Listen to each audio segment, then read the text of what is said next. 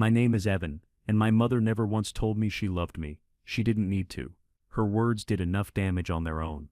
You're unlovable, she used to say, like it was a fact, not an insult. I grew up believing her. Every time she looked at me, it felt like she saw someone else, someone she hated.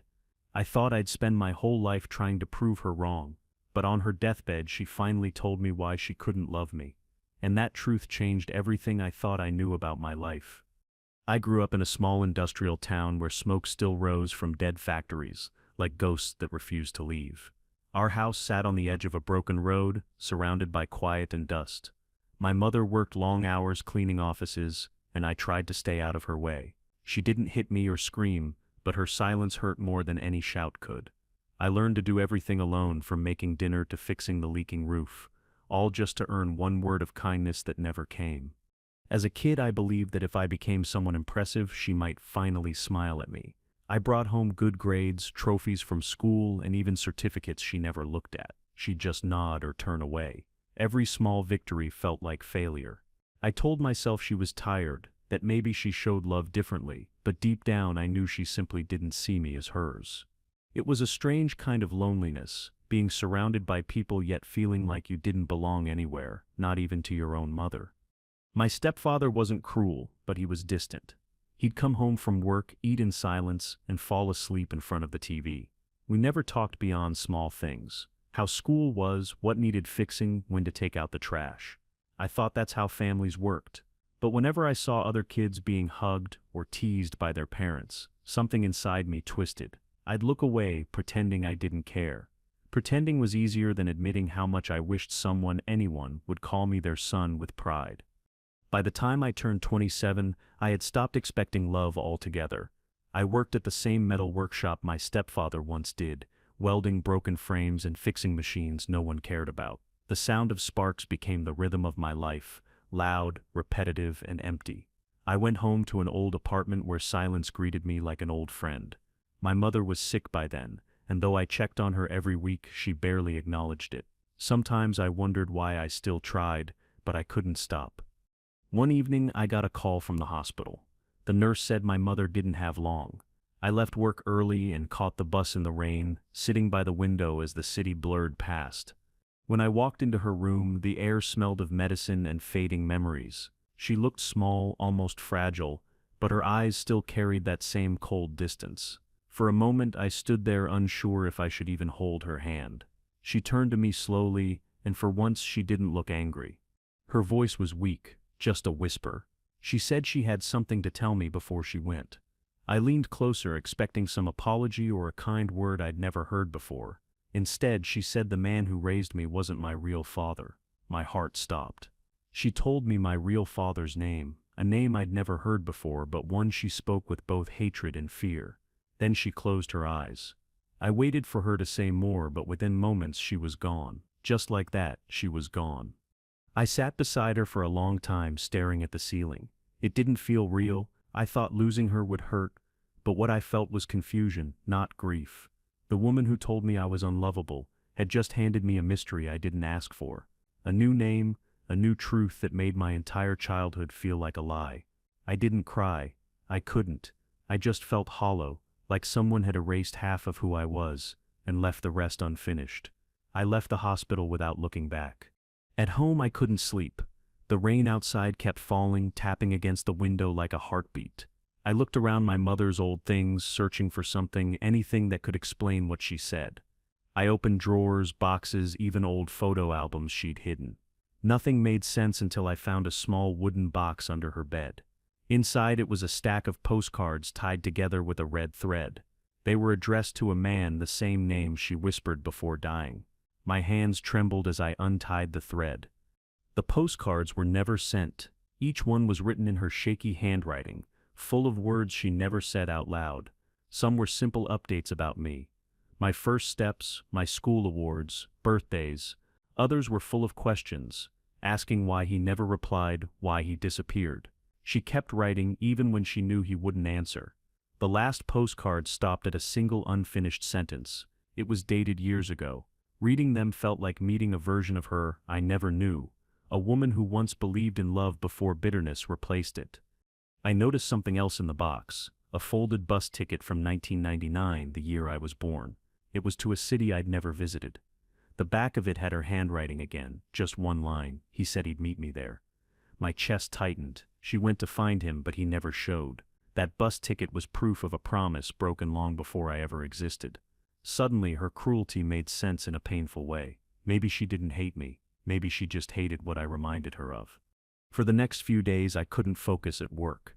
I kept replaying her words in my head. "You're unlovable?" Now I wondered if she said it because she believed it about herself. Every time I closed my eyes, I saw that stack of postcards. Each one was proof that my life was built on silence and half-truths. I decided I couldn't live without knowing who that man was. I needed to see him, even if it broke me. The need wasn't about revenge. It was about finally understanding why I was never enough. I searched his name online, expecting nothing. Instead, I found pages of results. His name wasn't just familiar, it was powerful. He owned a large corporation in the city where that bus ticket led. His face was in magazines and business articles. He looked proud, successful, untouchable. Seeing his photo made my stomach twist. He had the same eyes as me. I stared at that photo for a long time, wondering if he ever thought about me, if he even knew I existed. The answer didn't matter. I had to find out for myself.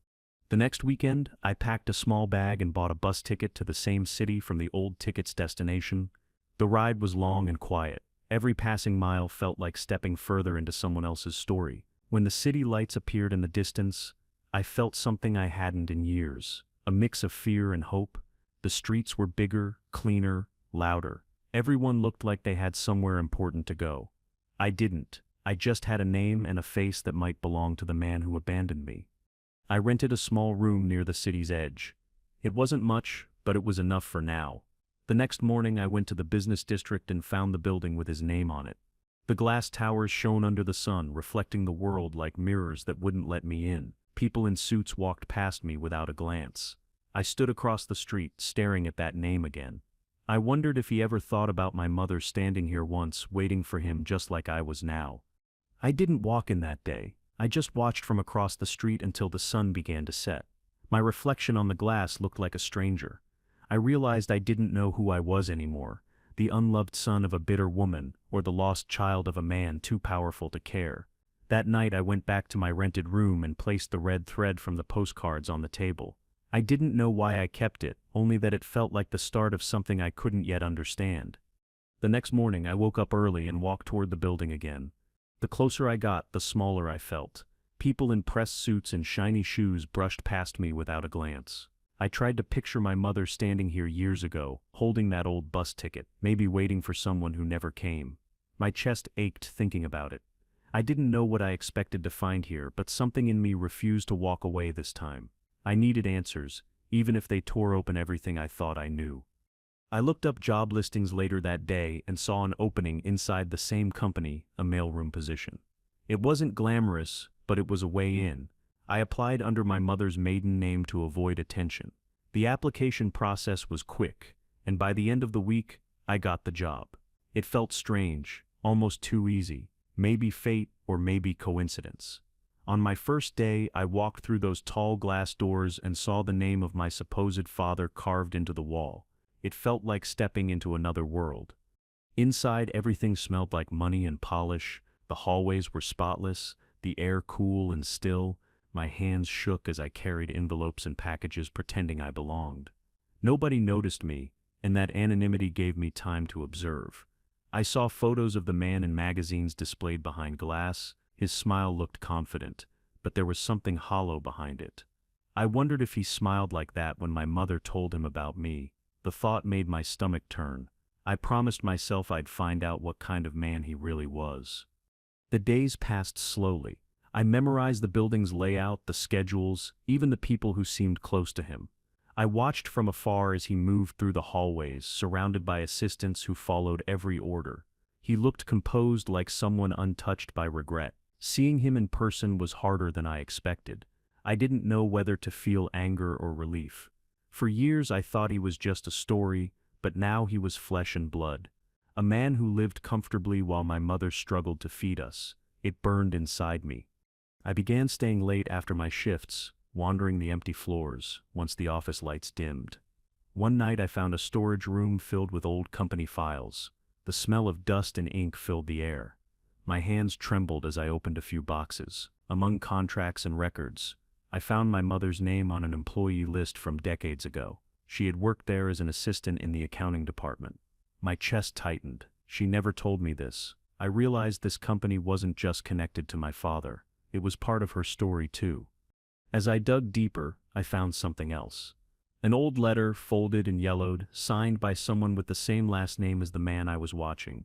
It was an internal memo about confidential matters regarding a terminated employee, my mother. The reason for her termination was listed as breach of trust.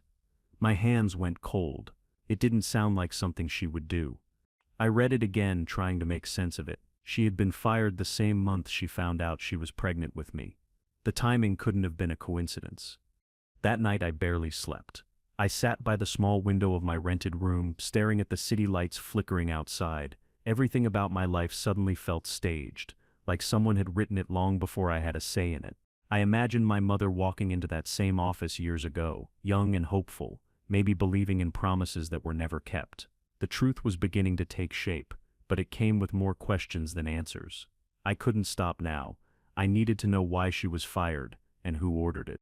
Over the next week I became quieter at work, focused only on watching and listening. People began to notice my curiosity. One coworker, Lena, worked in administration. She saw me staring too long at the executive floor and asked if I was lost. I just said I liked the view. She smiled and offered to show me around sometime. I didn't plan to trust her, but something about her calm way of speaking made me say yes. Maybe I just needed someone to talk to who didn't feel like a ghost from my past. When Lena and I went through the old archives, she showed me where the company kept personnel files. The air was thick with dust and old secrets. She joked that no one ever came down here unless they had something to hide. I stayed quiet, pretending to laugh. When she left to grab coffee, I searched quickly through the drawers. I found more letters, some with signatures from his assistant. They mentioned my mother's name, warning her to remain discreet or face legal action. I realized my mother hadn't quit. She'd been silenced. The discovery hit me like a weight. My mother wasn't fired because of failure or theft. She was forced out. It made sense now. Her bitterness, her anger, her constant warning that the world didn't love people like us. She must have carried that betrayal her whole life. I sat there on the cold floor of the archive room, staring at her name printed in black ink. I wanted to hate my father, but I needed proof. I needed to see his face when I asked him why he threw us away like nothing. As I left the archives that night, I noticed a security drone flying down the hallway. It turned suddenly and beeped, scanning my ID badge. For a second, I froze. I thought I was caught. The drone flickered, lights dimming, then shut down midair and crashed to the floor. The silence that followed was sharp. My heart pounded as I picked it up and set it against the wall. It felt like the building itself was warning me. I walked out quickly, pretending nothing had happened, but the image stayed with me all night. The next morning, the malfunctioning drone became the talk of the floor. Some joked it was haunted, others blamed cheap repairs. I said nothing. The truth was, it felt like a sign, like something in this place didn't want the truth coming out. Later that day, I overheard my father's voice for the first time. He was walking through the hall, speaking to executives about expansion plans. His tone was calm but commanding. Hearing him speak made me feel strange, like I was listening to someone familiar and foreign at the same time. That night, I walked by the river behind the company building. The water reflected the city lights, each ripple blurring the line between what was real and what wasn't. I thought about the postcards again, about how my mother kept sending messages to a man who never replied. Maybe I was doing the same, trying to reach a ghost who didn't care. The thought stung, but I couldn't stop myself. Somewhere deep down I still wanted him to care, even if it was too late for that to mean anything real. A week later, I was sorting deliveries when I saw a nameplate being replaced on one of the top floors. It was his office.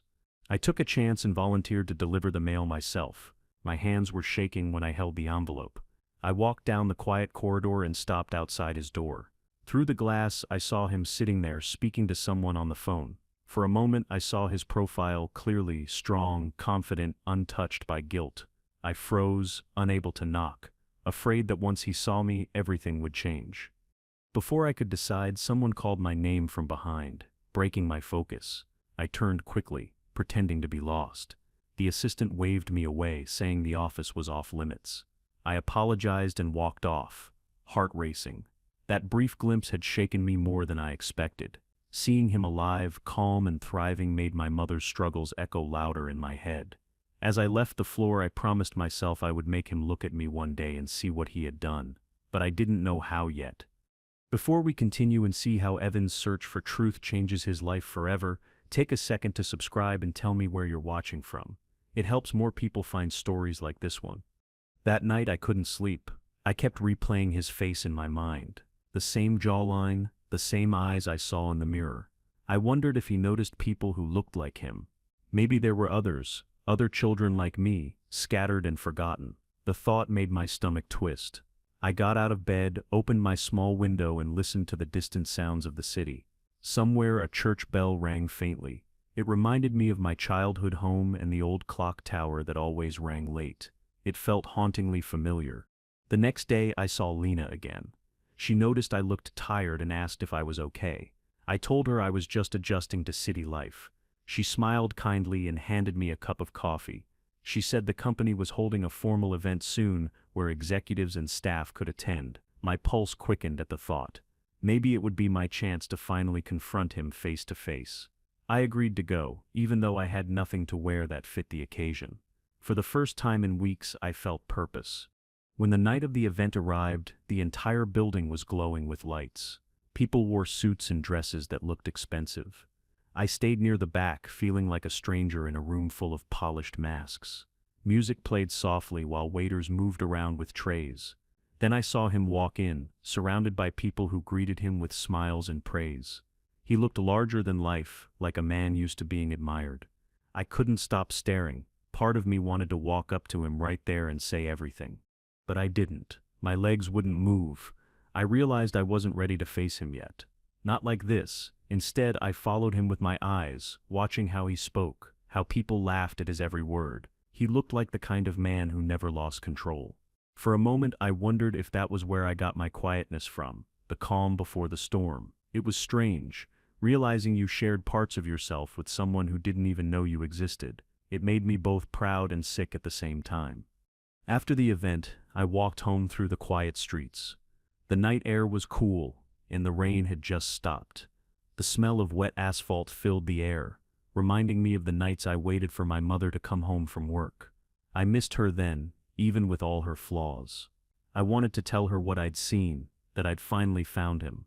But she was gone, and all I had left were the things she never said. The truth felt heavy, but I knew I had to carry it alone. Over the next few days I grew bolder. I started talking to people in the upper departments, asking subtle questions about him.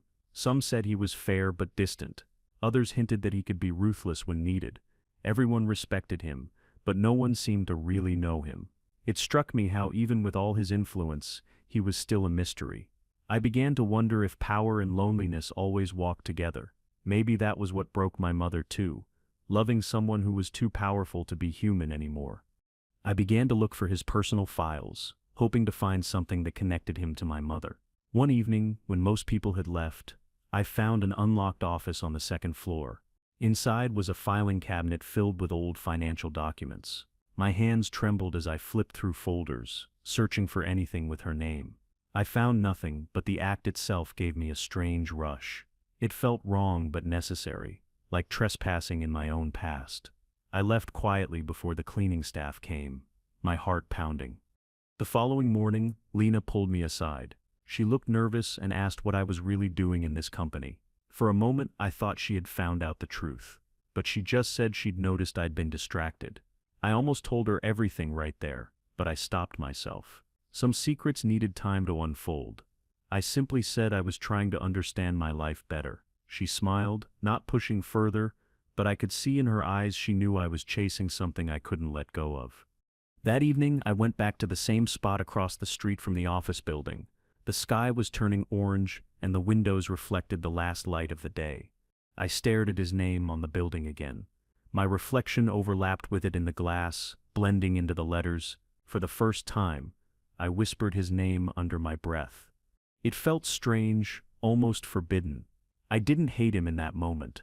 I just wanted to understand why he never came. I needed to hear it from him, not from anyone else. The next morning, I made a plan. I wasn't going to wait anymore. I decided I would leave something behind that would force him to notice me. I went back to my rented room, pulled out one of my mother's unsent postcards, and read it again. It was written with hope that had long since died. I placed it inside an envelope and tucked it into my pocket. Tomorrow I would find a way into his office and leave it on his desk. It was time he remembered the woman he left behind. The next morning I arrived earlier than usual. The office was quiet, lights still dim. I slipped the postcard into an envelope and walked toward the top floor, pretending to deliver mail. My palms were sweating as I stepped inside his office. The air smelled of expensive cologne and new furniture. I placed the envelope neatly on his desk, making sure it was visible. For a second I imagined him opening it, recognizing my mother's handwriting and remembering everything he'd tried to bury. Then I left, heart pounding, before anyone saw me. That day felt endless. Every sound made me flinch. The phone ringing, a printer starting, footsteps approaching. I kept wondering if he'd found the postcard yet. My mind played scenes of him calling me in, confronting me, demanding to know who I was. But the hours passed and nothing happened. By evening I began to think he'd ignored it, that somehow even after all these years he still had the power to pretend I didn't exist. It was a painful reminder that maybe I meant nothing to him, just like my mother always feared. That night rain started to fall heavily. I sat by my window watching it hit the street in steady rhythm.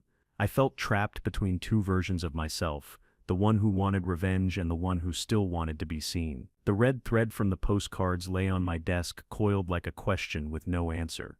I kept replaying my mother's final words in my mind, wondering if she'd wanted me to find peace or burn everything down. I didn't know which path would finally make her voice go silent inside me. The next morning, as I walked into work, my supervisor called me into her office. My stomach tightened. She said upper management had noticed unusual activity on the internal network and that my account was flagged. I froze. She asked if I'd been in any restricted areas. I lied and said no. Her eyes lingered on me for a long time before she told me to focus on my tasks and keep my head down.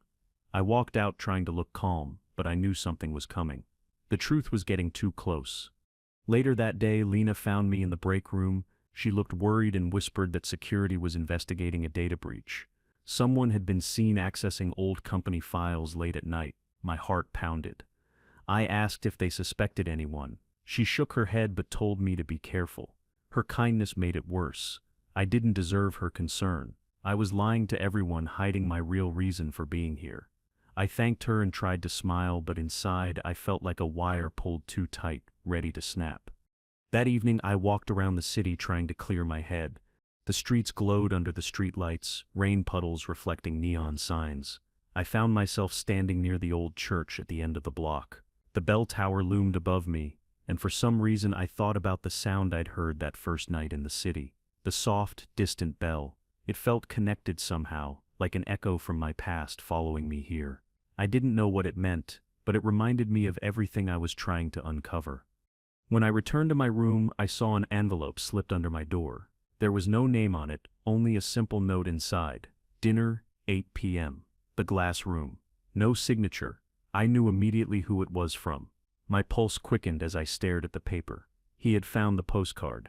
I sat on the bed, unsure whether to go or not. I had waited for this moment for years. Yet now that it was here, I wasn't ready. Part of me wanted to run. The other part needed to know everything. The next evening I stood outside the restaurant, hands in my pockets, watching people come and go. The glass room looked expensive and quiet, the kind of place where people spoke in low voices.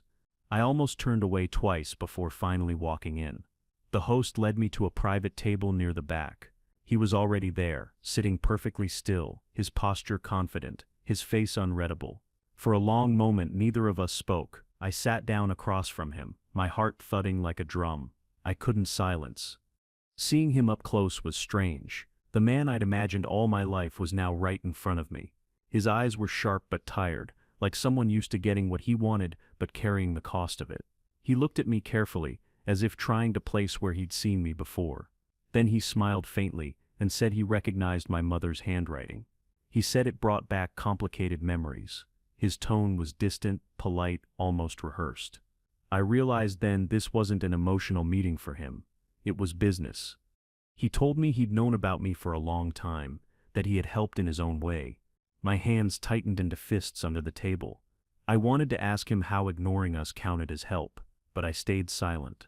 He talked about how things had been difficult back then, about the company's image, and about choices that had to be made. His words sounded like excuses polished over years of comfort. I looked at his hands as he spoke, steady, unshaken, and wondered how many lives those hands had quietly erased. When I finally spoke, my voice came out calm, even though my chest was burning. I asked him why he didn't at least try to reach out. He said it was better for everyone that way. Better for whom? I didn't say it out loud, but the question hung heavy between us. He took a sip of wine and said the past couldn't be changed. I realized he wasn't here to make peace. He was here to control the damage. That's what people like him did. They managed pain instead of feeling it. He opened his briefcase and pulled out a check. He slid it toward me slowly, like he was performing an act of kindness. My heart sank. It was clear now he wasn't offering me acknowledgement. He was trying to buy my silence, just like he'd done with my mother. The number written on the check was enough to erase most of my struggles, but it made me sick. I stared at it for a long time. Then I pushed it back across the table. His expression didn't change, but I saw something flicker in his eyes. He asked what I wanted instead. I said I wanted the truth. He leaned back, sighing as if he'd heard that before. He said the truth wouldn't change anything. I told him maybe not, but lies already had. The silence between us stretched. Finally he said something that chilled me. He told me my mother was the one who chose to leave. He made it sound like she'd been unreasonable, like everything that happened was her fault. I felt my throat tighten with anger. I stood up before I could say something I'd regret. I left the restaurant without another word. Outside, the rain had started again, light but steady. The city lights blurred through the wet pavement, and the air smelled of smoke and asphalt. I walked aimlessly, trying to breathe through the weight in my chest. All the years I'd imagined this moment, I thought it would bring closure, but it only deepened the emptiness. I'd met the man behind my pain, and he didn't care. I realized that sometimes the truth doesn't free you. It just reminds you how small you've always been. By the time I got home, my clothes were soaked. I sat on the floor beside the bed, staring at nothing. I thought of my mother again. How she must have felt walking away from that building for the last time. I finally understood why she never talked about him. It wasn't just heartbreak, it was humiliation. The kind that buries itself deep until it turns into anger. I wished I could tell her that I understood now, that she wasn't weak for loving him. She was strong for surviving him. The next few days were a blur. I didn't return to work. I spent hours walking through the city, watching people rush to places that didn't matter to me. I passed the company building more than once, staring up at the windows. Part of me wanted to storm in and tell everyone who I was, to expose him for what he'd done. But another part knew it wouldn't change anything. Power protects itself, and men like him always had a way of walking away clean, leaving others to carry the dirt. I thought about leaving the city, disappearing the same way my mother had, but something kept me here, the feeling that I wasn't done yet. I went back to my rented room and opened the box of postcards again. I read them one by one until my eyes blurred. Each one carried a piece of her that I'd never known. Hope, fear, and love that had nowhere to go. When I finished reading the last one, I noticed my hands were trembling. It wasn't sadness anymore, it was determination. The story wasn't over. I went to a nearby cafe the next morning and started writing everything down. Dates, names, events, even small details. I wanted to put together the timeline of her life before it disappeared completely. Maybe if I saw it all laid out, it would make sense. But the more I wrote, the more I saw how much she'd endured alone. I realized this wasn't just about finding my father. It was about reclaiming her story from the silence he left behind. That became my new purpose. I wouldn't let her memory vanish quietly. Lena showed up at my door later that evening. She said the company had been asking about me. Apparently the CEO himself had requested a review of new hires. My stomach dropped. I told her I wasn't planning to return. She looked confused but didn't press further. Before leaving, she said something that stuck with me, that sometimes the truth takes more than one generation to heal. I didn't understand it fully then, but her words stayed in my head like a soft echo, guiding me through the fog of everything collapsing around me. I spent the night packing my things. My plan was simple: leave the city, go home, start over. But as I zipped up my bag, I felt something strange, a sense of unfinished business pulling me back. I looked at the postcards one last time and decided to take one with me. The last one, unfinished, with that half-written line. It felt like a promise waiting to be completed. I slipped it into my wallet. I didn't know it yet, but that small choice would change everything that happened next. The following morning I got a call from an unknown number. I hesitated before answering. It was his voice again, calm, controlled, and cold. He said he wanted to meet one last time, that he had something I needed to see. My first instinct was to hang up, but curiosity got the better of me. I asked where. He said the same office building. Noon, then he hung up before I could respond.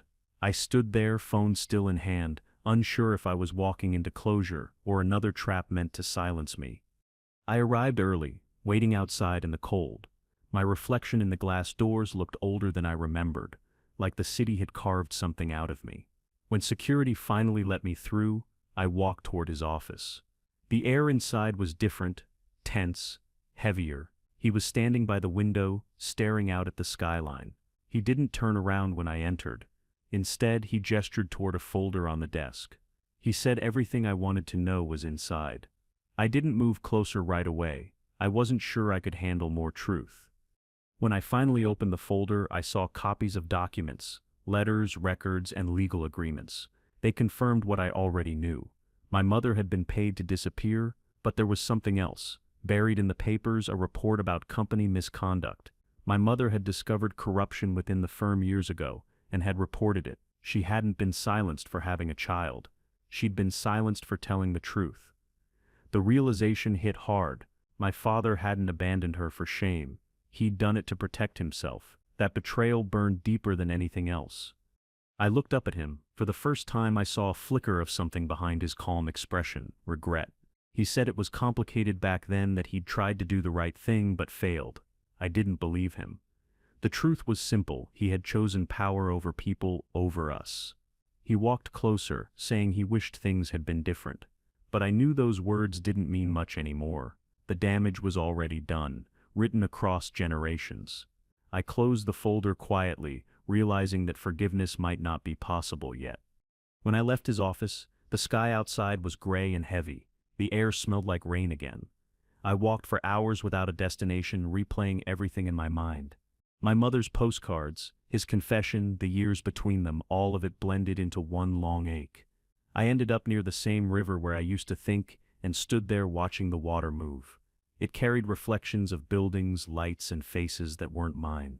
For the first time, I didn't feel like chasing answers anymore. I just wanted peace. That night I lay awake listening to the sound of rain tapping against the window. I kept thinking about the folder, about how my mother had tried to stand for something good and was punished for it. For years I thought she was weak, but now I saw she was braver than anyone I'd ever met. The thought filled me with both pride and sorrow. I wished I could tell her that. I wished she could see that I finally understood her silence. It wasn't hatred, it was pain too heavy to speak aloud. Over the next few days I stayed quiet. I didn't contact my father again. Instead, I walked through the city trying to find meaning in everything I'd learned. People rushed past me, their lives full of motion while mine felt paused. I began writing down everything in a small notebook: dates, memories, questions I'd never asked. It felt like piecing together the life of two strangers who had shaped mine without meaning to. The more I wrote, the clearer it became. This story wasn't about finding a father. It was about breaking free from his shadow. I decided to visit my mother's grave before leaving the city. It was a few hours away in the small town where I grew up. The bus ride felt longer this time, heavy with the weight of everything I now knew. When I arrived, the sky was cloudy and the ground damp. Her grave was simple, marked with her name and the year she passed. I stood there for a long time, not knowing what to say.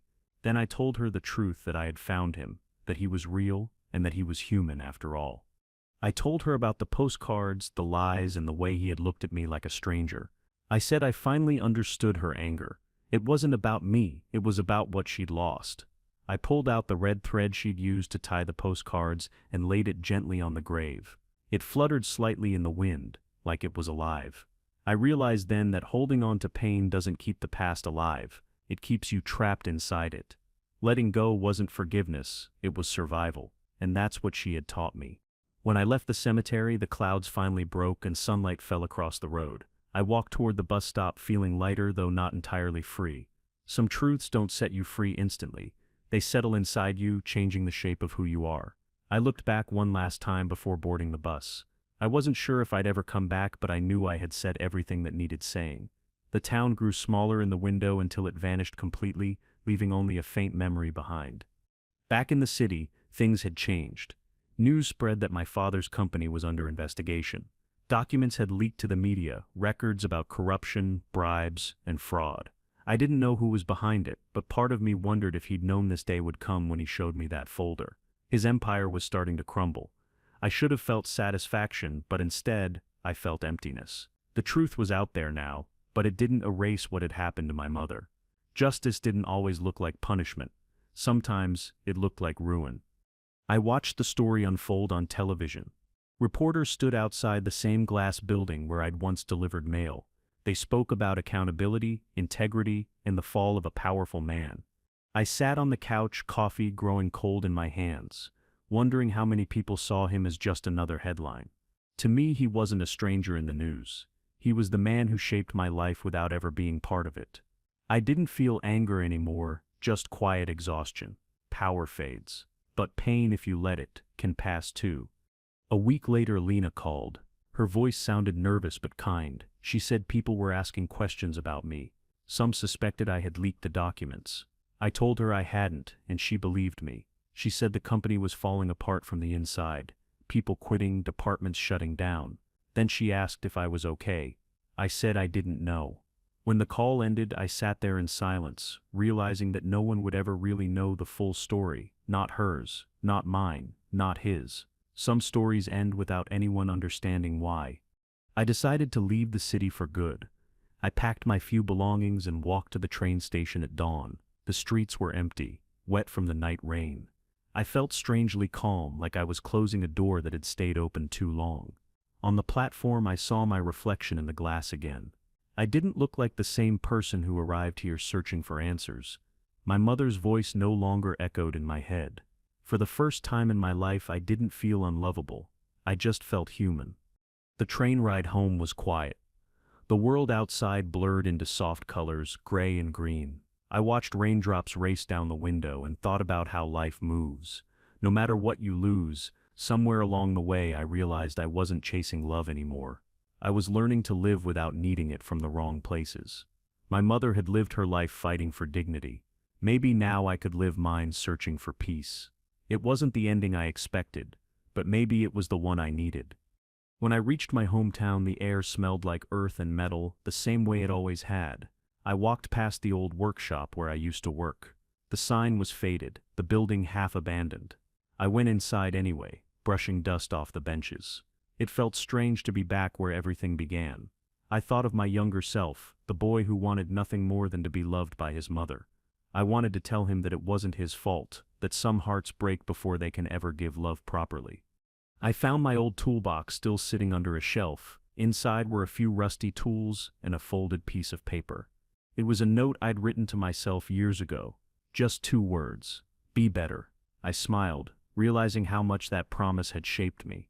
My mother's voice may have told me I was unlovable, but my actions had always tried to prove otherwise. I wasn't perfect, but I had survived. And maybe in its own quiet way, survival was its own kind of love, a message passed down through pain. I stayed in town longer than I planned. The days moved slowly, but they didn't feel empty anymore. I started fixing small machines for people around the neighborhood, just like my stepfather once did. They paid little, but it gave me purpose. Every clank of a wrench, every spark from a tool felt grounding. I wasn't running from my past anymore. I was living with it. Sometimes healing isn't loud. It's quiet, ordinary and steady, like turning a bolt until it finally fits where it belongs again. That's how I found peace in small repairs. One evening while walking home from work, I stopped by the small diner near the edge of town. The owner, an old man who remembered my mother, greeted me warmly. He said she used to sit by the window every Friday after her shift, drinking coffee alone. I listened quietly, picturing her younger, sitting there in silence. The owner said she always looked like she was waiting for someone who never showed up. I didn't tell him she had been. Instead, I just smiled and said she had a good heart, even if it broke often. That night, I couldn't stop thinking about that image. My mother waiting by the window. I realized I had spent years doing the same thing, waiting for someone who would never come. Maybe we both carried that same loneliness, passing it from one life to the next, but it ended with me. I promised myself I wouldn't keep waiting anymore. I took out the last postcard from my wallet, the one with the unfinished line, and finished it with a pen. "We're okay now." Then I placed it in a small drawer and closed it softly. Weeks passed and life began to feel normal again. I worked during the day and read in the evenings. Sometimes when I sat by the window, I'd think about the city, about him, and about how everything had fallen apart there. But it didn't fill me with anger anymore. If anything, I felt sorry for him. A man who had everything except peace. Power can build walls, but it can't build a home. I realized I had found what he never could, a simple kind of happiness that didn't depend on anyone else's approval. One morning, I received a letter with no return address. Inside was a single photo, a younger version of my mother standing outside the company building, smiling. On the back, in neat handwriting, were 3 words, "I never forgot." My chest tightened. I didn't know if he sent it or someone else, but it didn't matter. It felt like closure. I placed the photo on my desk beside my tools. Every time I looked at it, I saw not just her pain but her strength. She had survived betrayal. I had survived her silence. That was enough. The seasons began to change, and the air grew cooler. The town moved at its slow pace, and I adjusted easily. Sometimes I'd help neighbors with repairs, sometimes I'd walk to the river and watch the water flow. It reminded me of that city river, the one that carried reflections of people too busy to notice life passing by. Here everything felt slower, clearer. I realized peace wasn't a gift. It was something you built piece by piece, day after day, until the noise faded into quiet understanding. That quiet became my new home. One afternoon, as I worked in the shop, a small boy came in holding a broken bicycle. He looked nervous, like he was expecting to be scolded. I smiled and told him I'd fix it. As he watched, I saw a bit of myself in him. The same uncertainty, the same quiet hope. When I handed the bike back, he grinned and said, "Thank you." That simple moment filled me with warmth I hadn't felt in years. Maybe love wasn't something people gave you. Maybe it was something you passed forward when you were finally ready. The next day, I found myself walking toward the church at the edge of town. The bell tower stood tall against the gray sky. I hadn't been inside since I was a kid. I sat in the back pew, the air thick with dust and stillness. As the afternoon light streamed through the windows, I felt something shift inside me. For the first time, I didn't feel broken. I felt complete, not because I found my father, but because I found myself. The bell rang above, deep and slow, echoing through every quiet part of me. I stayed there for a long time, letting the sound wash over me. It reminded me of all the moments I had mistaken pain for punishment. I realized that my mother's harsh words weren't meant to destroy me. They were her way of passing down her fear. But I didn't have to carry it anymore. I whispered a small thank you to her, to the universe, to whatever force had led me through this journey.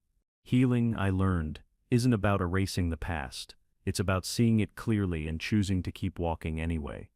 When I stepped outside, the air was cool and still. The sky was clearing after days of rain. I took a deep breath, feeling something new. Freedom. The kind that comes quietly without celebration. I walked home slowly, noticing small details I used to overlook. The way the wind moved through the trees, the smell of soil after rain, the sound of distant laughter. Life didn't feel heavy anymore. It just felt real. That was enough for me. I wasn't defined by what I lost, but by what I chose to keep.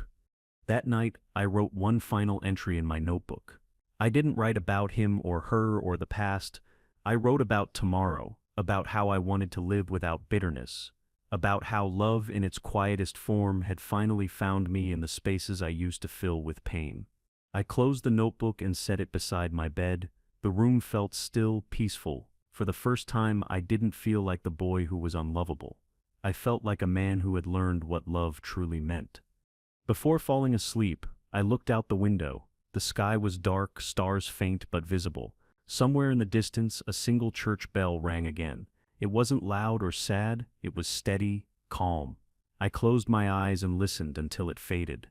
I thought of my mother's voice, of all the words that once hurt me. They no longer did, they had turned into lessons.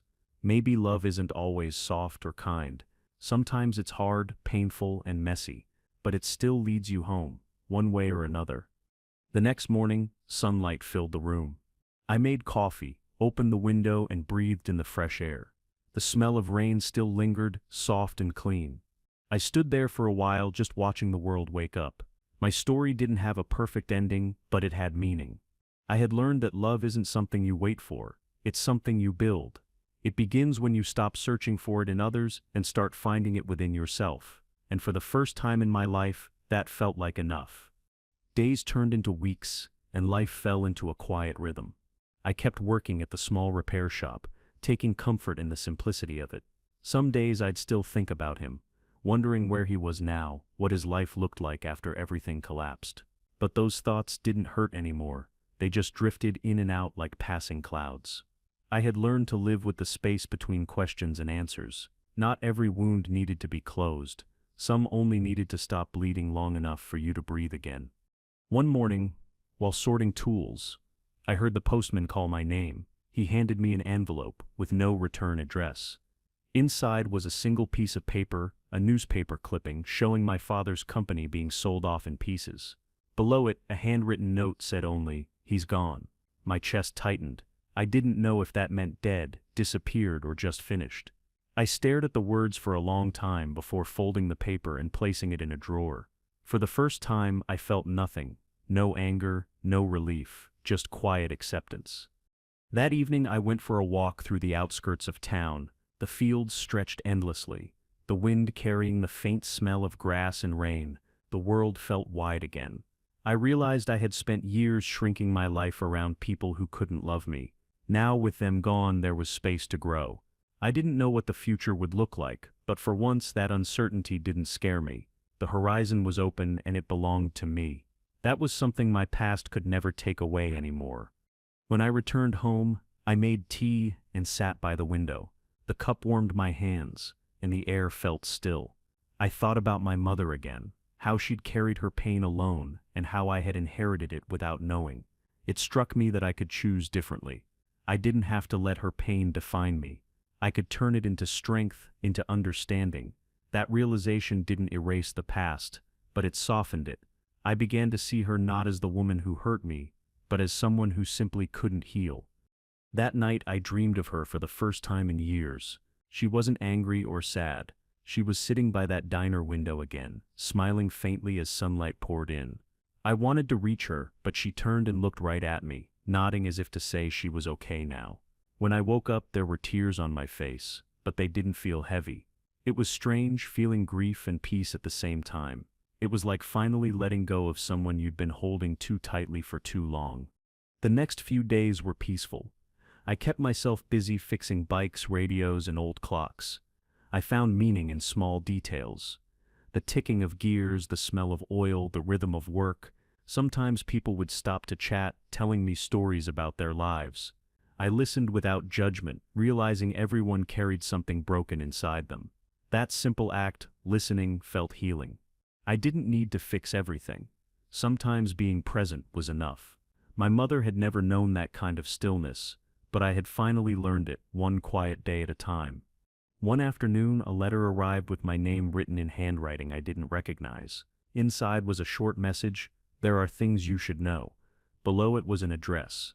I hesitated for hours before deciding to go. The place was a small coastal town about 3 hours away. I packed a small bag and caught the morning train. The ride was calm and the ocean came into view near the end. I didn't know what waited for me there, but something told me the past wasn't finished speaking just yet. When I arrived, the air smelled of salt and seaweed. The address led to a small house near the cliffs. An older woman answered the door.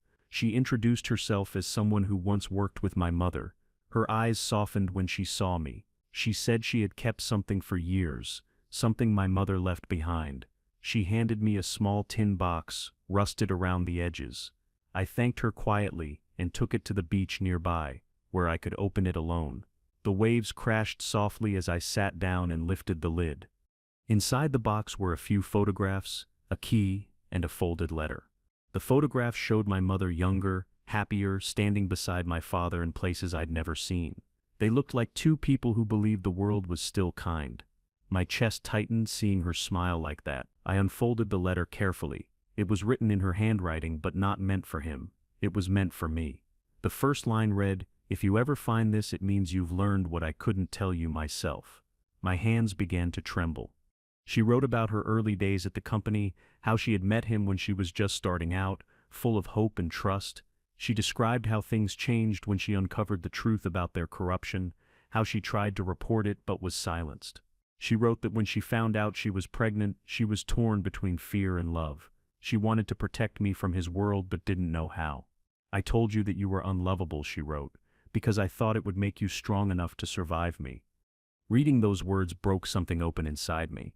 I realized that her cruelty had been a kind of armor wrong, yes, but rooted in love twisted by fear. She didn't know how to raise a child while drowning in betrayal. I'd spent my life hating her for it, but now I saw the truth. She hadn't hated me. She had hated what life had done to her. That letter felt like a final confession, one she couldn't give in person. I folded it back slowly, holding it like something fragile, almost sacred. At the bottom of the box was a key with a small tag that said home. I didn't know what it opened, but I kept it with me.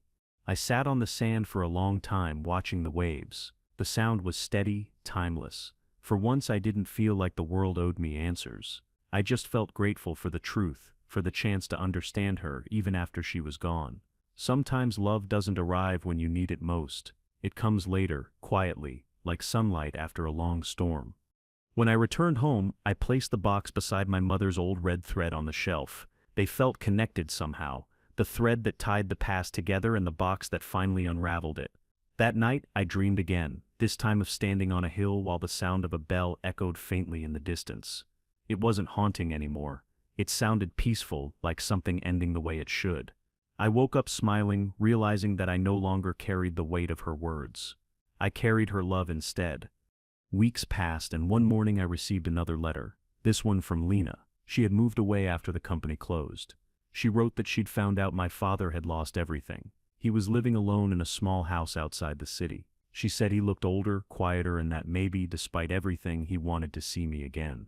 I read her letter several times. I didn't know what to feel.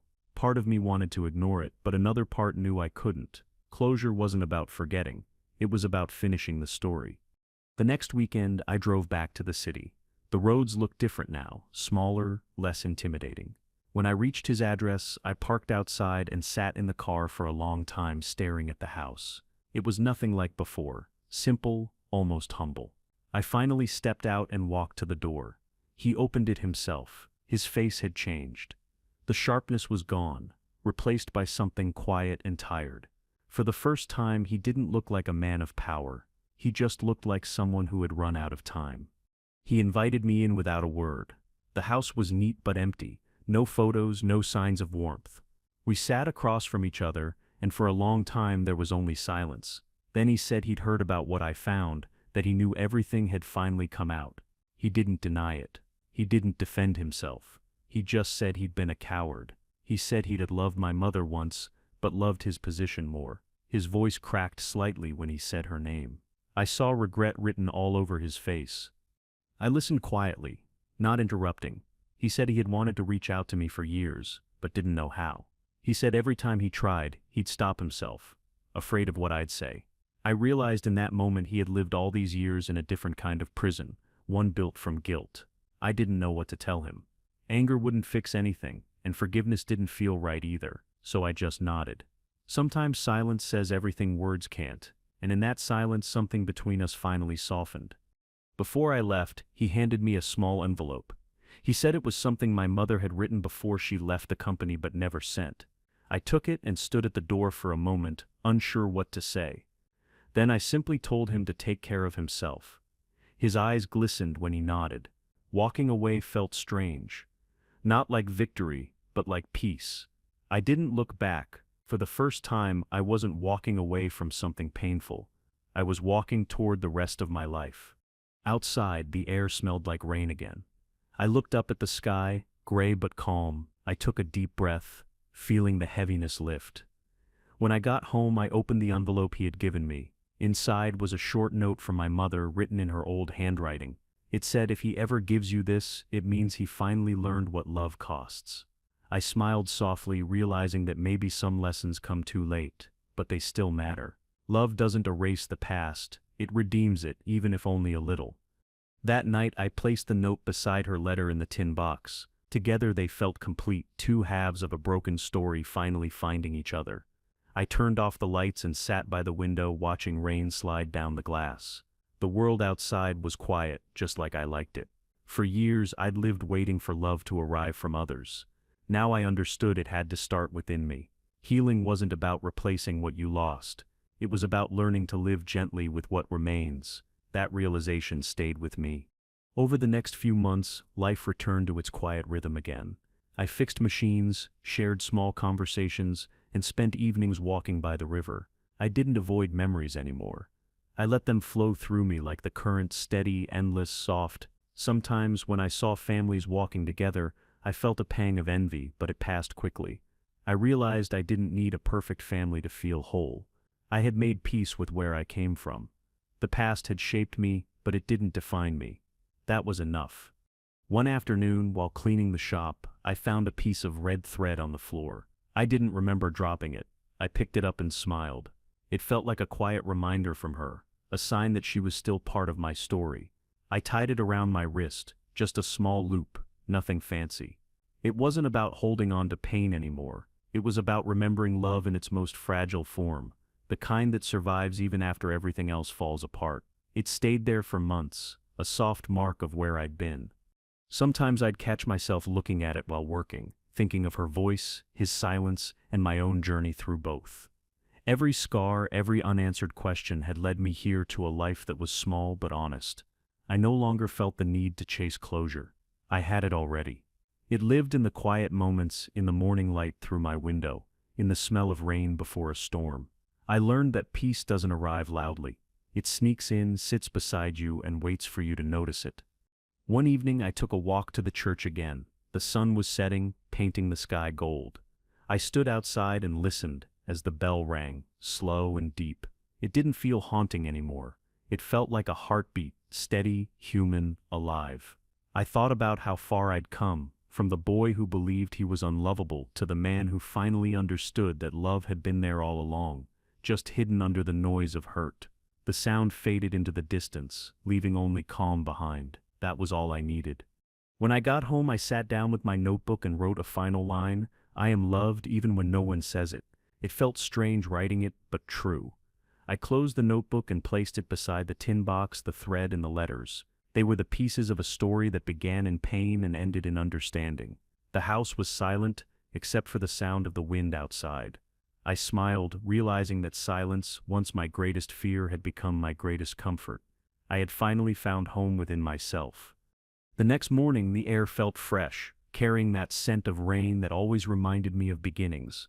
I walked through the quiet streets toward the workshop, the same path I had taken hundreds of times, but today felt different.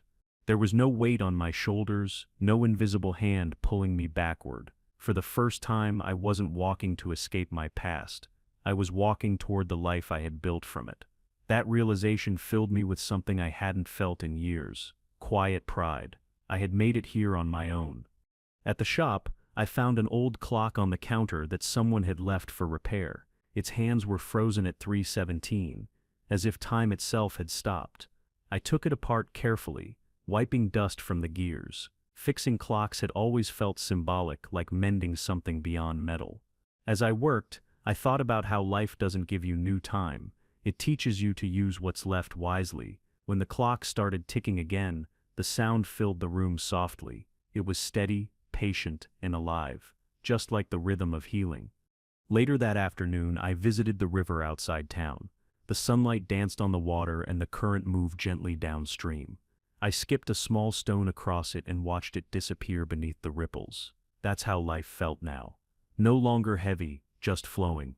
I realized that my story wasn't about finding my father or forgiving my mother. It was about learning that love isn't something you demand, it's something you grow into. The river didn't keep the stones it carried, it just kept moving, and somehow that was enough to make it beautiful. On my way back, I stopped by the churchyard again. The bell tower stood still, framed by fading sunlight. I sat beneath it for a while, remembering every sound, every echo that had followed me through the years. Each time I'd heard that bell, it had meant something different: fear, longing, anger, peace. Now it felt like a simple part of life, neither heavy nor light. I smiled quietly, realizing how much meaning we attach to things only until we heal. After that, they just exist, honest, unchanged, and free from our pain. That evening, I cooked dinner for myself, something simple. As the food sizzled on the pan, I thought about how far I'd come from that lonely apartment in the city. Back then, I had cooked out of habit. Now I cooked because I enjoyed it. Small things like this had become symbols of peace to me. Healing wasn't a single moment of forgiveness or understanding, it was a collection of quiet choices. Every day I chose to live differently, to treat myself with the kindness my mother couldn't give and my father never learned. After dinner, I opened the tin box again and looked at the letters. The paper had begun to yellow slightly, but the words still carried the same weight. I read them slowly, one last time, then folded them neatly. I realized I didn't need to open them again. They had done their job. They had turned my anger into understanding. I placed them back carefully, alongside the red thread, the small key, and the note. Those were the only relics of my old life that I needed to keep, reminders of where everything began. That night I stepped outside and looked up at the stars. The sky was clear, the kind that felt infinite. I thought about my parents not as villains or victims, but as people, flawed, scared, trying in their own broken ways to survive. For so long I had carried their mistakes like weights. Now I could finally let them rest where they belonged in the past. Love, I realized, wasn't about fixing people. It was about seeing them fully and choosing compassion anyway. That understanding filled the night air around me like a soft breath. The following morning I visited the small diner where my mother used to sit. The same owner was there, older now but still cheerful. He recognized me immediately and brought me a cup of coffee on the house. I sat by the window, the same seat she used to take, and watched the street outside. For a moment it felt like she was there with me. I didn't need words or signs. The silence between us was enough. I raised the cup slightly, a quiet toast to her, to forgiveness, and to all that we endured. As I left the diner, a light drizzle began to fall. The air smelled of rain and soil, that same scent from my childhood. I didn't rush to find cover. Instead, I let the drops hit my face, cool and gentle. It felt like the world washing itself clean. I thought about how life comes full circle in quiet ways. Pain returns as peace, endings turn into beginnings, and sometimes love shows up disguised as loss. I walked home soaked but smiling, knowing I wasn't the same man who had once arrived here with questions.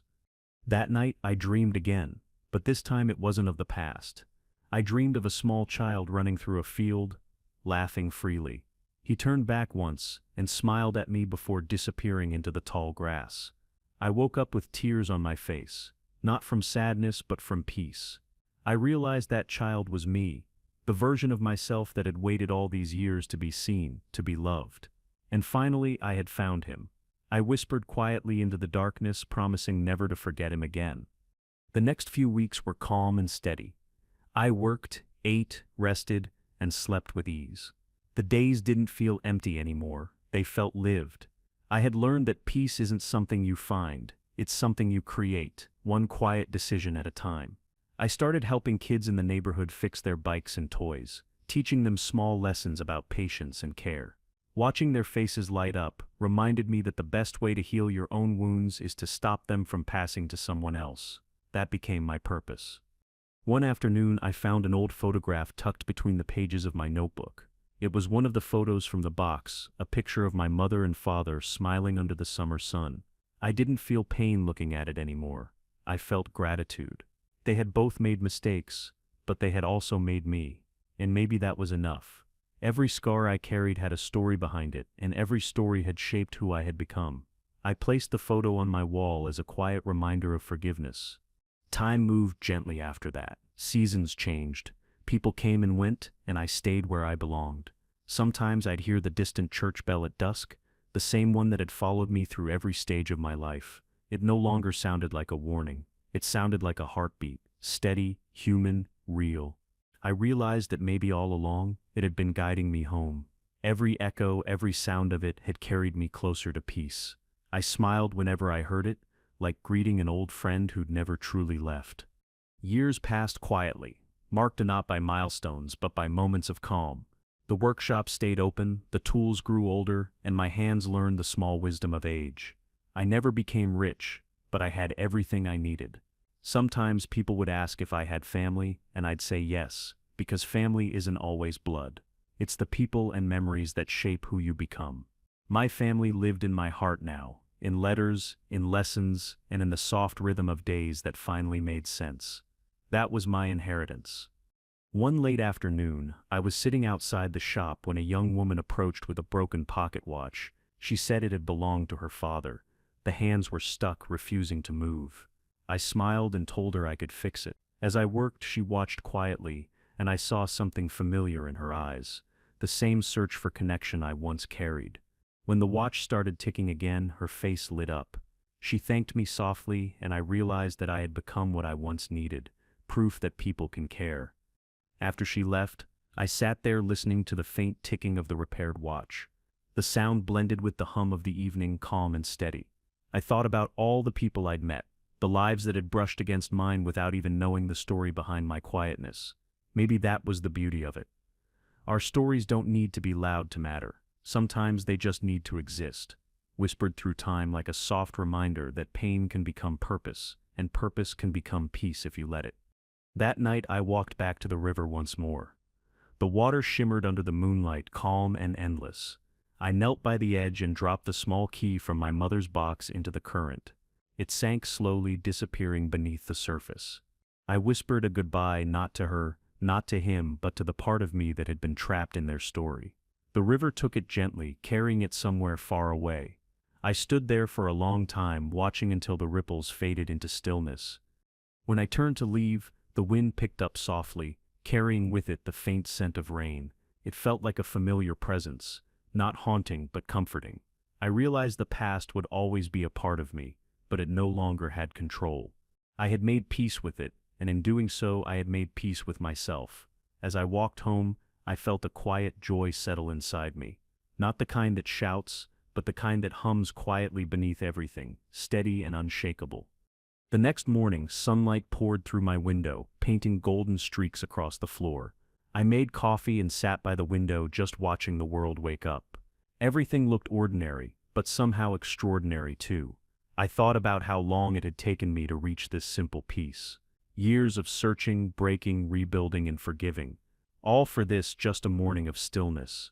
I smiled, realizing this was the kind of happiness people overlook while chasing something bigger. This was enough. It always had been. I just hadn't known it before.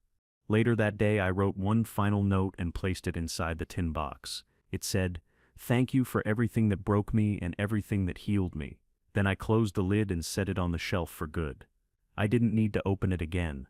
Some stories don't end, they simply rest. I looked around my small home, filled with quiet, familiar things, and felt an overwhelming sense of belonging. Not to anyone else, but to myself, to my own life. Finally lived on my own terms. That was true freedom. As evening fell, I sat outside and watched the sky turn orange and purple. The wind moved gently through the trees, carrying the faint sound of the bell once more. I closed my eyes and listened. It wasn't a goodbye, it was a reminder that everything ends, but not everything is lost. The bell faded slowly into the night, leaving behind a peaceful silence. I opened my eyes and smiled. I had spent my whole life chasing love. I hadn't realized it was waiting for me in the stillness all along. The years that followed were kind. I grew older, my hands slower, but my heart lighter. People in town came to know me simply as Evan, the quiet man who fixed everything. Some days I'd tell them stories about time, forgiveness, and second chances. Other days I'd just listen. I never mentioned my past again, but it lived in every kind thing I did. Healing doesn't need to be announced, it just needs to be lived. And every act of kindness I gave out was another thread mending what had once been torn apart. One morning I saw the same little boy I'd helped years ago ride past my shop, now older, waving as he went by. I waved back and felt warmth spread through me.